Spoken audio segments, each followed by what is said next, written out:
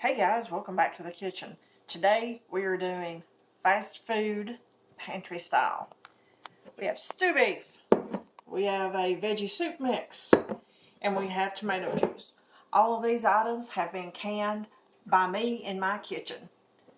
We're going to open them up, we're going to put them in a pot, heat them up, grab crackers, we're done.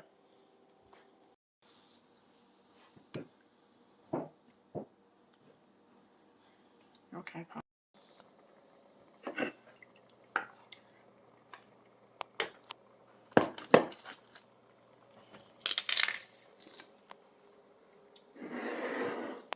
there you have it, fast food pantry style. Thanks for stopping by the kitchen. We'll see you on the next video.